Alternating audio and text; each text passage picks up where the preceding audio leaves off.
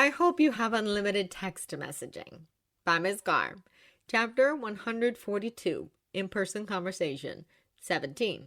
Goodbye is only temporary. You have to get up, Tony, Steve told his boyfriend as he pressed a gentle kiss against Tony's lips. 5 more minutes, Tony mumbled sleepily. But Steve wasn't having it and pulled the blankets off of a very naked Tony. Steve was going to have to draw the scene later. Not this time, sweetie. I'm really regretting staying up until 3 a.m., he told his half-sleeping boyfriend as he bent down to kiss him gently. But it was so much fun at the time. Also, I knew I wouldn't be getting morning sex, even though we totally should. Tony mumbled sleepily against him. Because the Quinjet is going to arrive here any minute and I'm going to have to leave. Yes, the Quinjet I designed that was supposed to be shield-proof, and yet the princess made it so I couldn't track you. Tony pouted at him. Also, apparently Dr. Leopold broke into it, Steve remarked. I don't count Fitz. I would get him to come to SI if I could. The Quinjet is coming. That means that the Stark Industries jet will only be a little behind. I hate that you have to leave, Tony lamented, now more awake than before. The kiss probably helped. I know, but you have a meeting with the president tomorrow, and I have to figure out who was really working with the senator. Maybe if we uncovered evidence of the truth, it will bring me one step closer to being home. Steve was hopeful. He just wanted to find a way home to Tony. I know, and I hope you find her ridiculously wealthy benefactor. Tony reached up to pull Steve into a kiss. So we really don't have time for another round. We could have if you would have woke up the first time I tried 25 minutes ago, Steve remarked. We didn't actually fall asleep until 3 a.m., and some of us need a little more sleep, Tony complained as he kissed Steve again. I thought sex until 3 a.m. was normal for you, Steve teased. When I was like 25, sweetie. I love you, but I'm going to have to get you toys or something. Really? What about that story you told me about Bali 2006? Steve actually smirked at him. Okay, mid-30s, before the Afghanistan Enlightenment, but that was still a decade ago.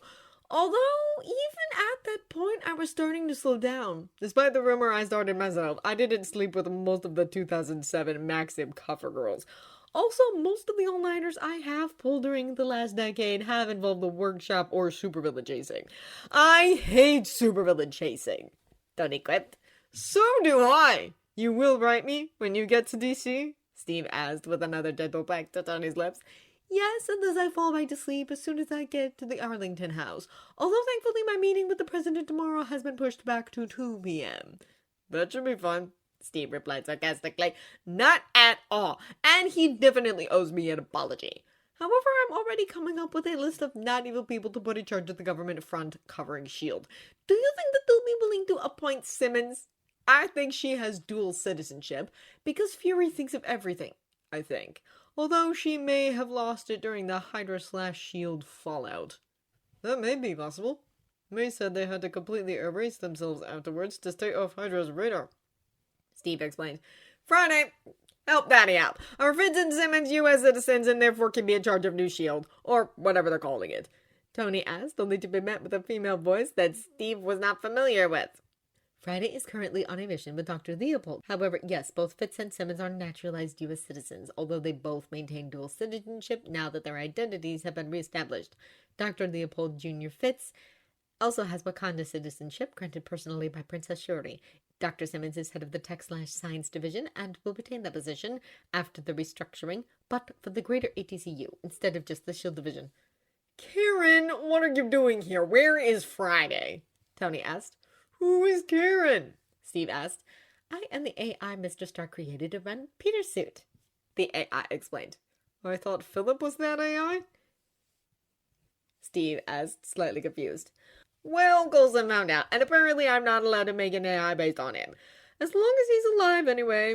Now Philip is confined to Agent America's Avenger phone and the advanced tactical suit I am creating for her. She likes when Philip reads her text messages. Strangely, Agent is okay with that use of the technology, Tony explained. I'm not surprised. Karen, not that I don't mind spending time with you, but why are you here? Tony asked the AI. As I stated earlier, Friday is working on a mission with Leopold J. Fitz.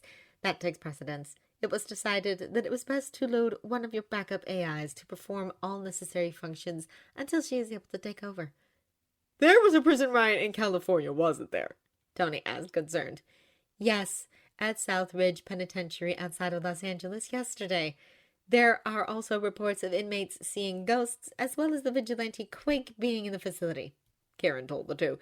S.H.I.E.L.D. was trying to keep the incident quiet, but information leaked earlier this morning. That's just lovely, Tony sighed. In addition, Dr. Ellie Moreau, serving time for attempted manslaughter, escaped the facility with the help of one of the ghosts. This information is not public knowledge. May and Yo-Yo's team are in pursuit, Karen explained. And this is why Friday was bold. To the point that she can't even answer simple requests? Tony asked skeptically. No, there was an explosion at an abandoned Roxham power facility 45 minutes ago. Friday is assisting with the situation. Unfortunately, I am unable to disclose any further details. Karen the AI responded. That's not reassuring at all, Steve whispered, and he was sure Tony was thinking the same thing by the way he rolled his eyes. You will be personally debriefed once you arrive in D.C., the AI explained. Can I talk to Brody or Coulson? Tony asked, already annoyed with his AI.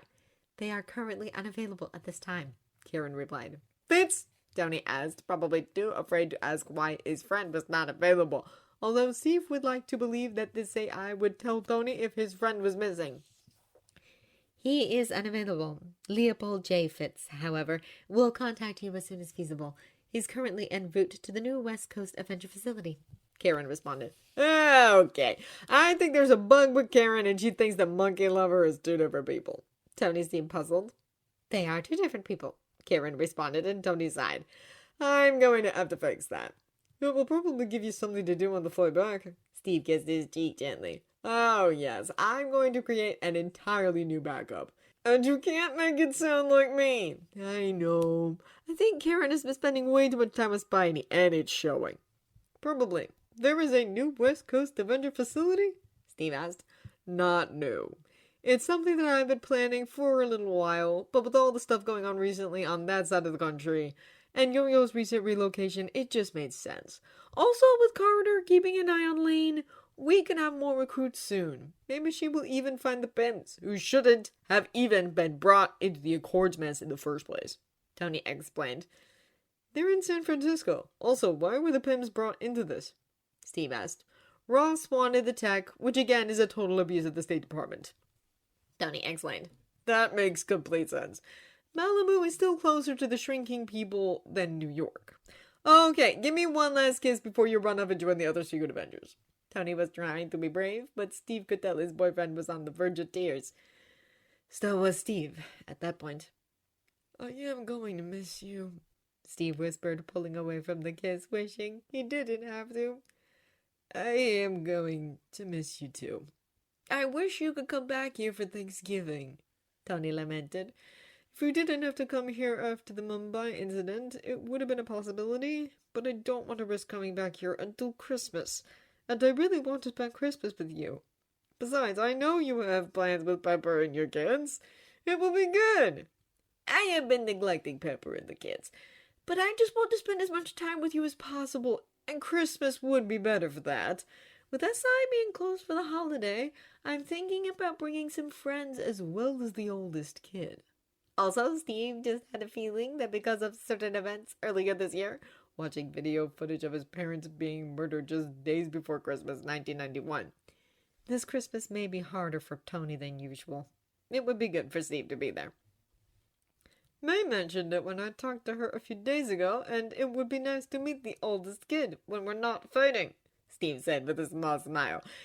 I think she is warming up to coming with us. Maybe we will make her a Coulson kiss under the mistletoe. Friday. Sorry, Karen, can you please make sure we have mistletoe? Tony asked the AI. I will get right on that, boss. The AI responded. Thank you. I was told to inform you that Miss Romanov is waiting for you on the helicopter pad. He knew they were waiting. He had heard the Quinjet land. He just didn't want to leave.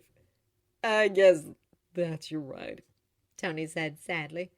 We'll talk soon, Steve said before pulling Tony into one last kiss. I love you, Tony whispered against his lips.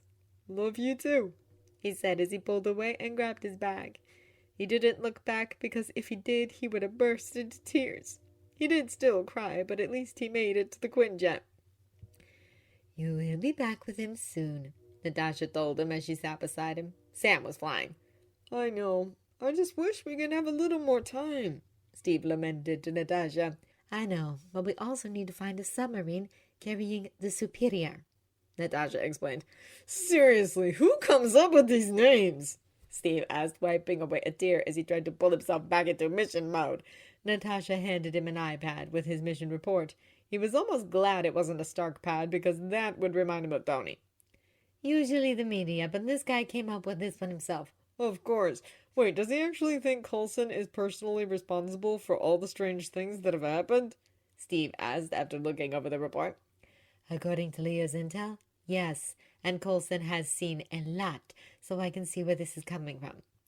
There was even this incident early on in Coulson's career in the mid-90s that Fury doesn't like to talk about, and Coulson doesn't remember because Fury wiped his memories of it. According to the S.H.I.E.L.D. rumor mill, it involved torturing body-snatching aliens with blue blood and may or may not have been related to Project Pegasus. Natasha responded in a way that made Steve sure she doubted the rumor mill. Was this when he lost his eye? Steve asked. I can't get a definitive answer on that, but I wouldn't be surprised. Of course. Look, the sooner we deal with the Superior, the sooner we can get back to our real lives and your boyfriend. And your kids. They're not my kids. Yes, they are. I am detecting that you are crying now. Would you like me to put on soothing music? Karen asked moments after Steve left. That's not necessary, Karen. And why did I put that protocol in there? He's starting to wonder if he should spend some quality time with Karen before handing her back over to the oldest kid. It feels like there are some bugs he needs to work out. Actually, Ned did. He was worried about Peter, especially after Liz left, Karen explained. Of course your normal owner would be crying over girls. Tony is not surprised. Not that much. He seems to be developing a stronger relationship with Michelle, although sometimes he cries about his deceased uncle. The 1-year anniversary of his death is November 20th. Shit, I didn't know. Okay, they are definitely coming to Thanksgiving at the compound. We're also doing something fun on Black Friday. Can we do paintball at the compound? I will make arrangements, the AI replied. Thank you. You don't have to worry about me. I'm okay, just a little sad, Karen. I just really miss my boyfriend, even though he's been gone 2 minutes and probably hasn't even flown away yet. Tony lamented to the AI. You could look out the window and see him leave, Karen suggested. I prefer not to, Karen. I hate watching him leave because I'm afraid one day he won't come back. He thought about May Parker, about her losing her husband just days before Thanksgiving. He doesn't want to think about that. He will, Karen tried to reassure him. I thought that about my mom once upon a time, and Hydra happened. He regrets his last words to her so much. Would this be an appropriate time to let you know that Peter would like to schedule a pizza hangout day next weekend? So he doesn't have to be alone on the anniversary of his uncle's death, and because Platypus was the only one who prevented him from overdosing on the 1-year anniversary of its parents' death, he feels like he needs to pay it forward. It is a perfect time, Karen. Work with Mary to make sure I have the weekend free for Peter and May, for that matter, because she's going to need a friend too. I should probably get up, but I don't want to leave the set of Steve behind. I understand, Karen replied. No, you don't, but that's okay, Tony told Karen as he finally got out of bed. Piper has pancakes waiting for when you're ready to come to breakfast, with blueberries and chocolate, Karen offered. You're being a good substitute, Karen, he praised the IA. Thank you, boss. How long will you be with me? He almost asked when Friday will be back, but thought better of it. I am uncertain. I will be here at least until the situation stabilizes. That did not reassure Tony at all. Why did he feel like something big was happening? I better get a briefing, Tony grumbled under his breath.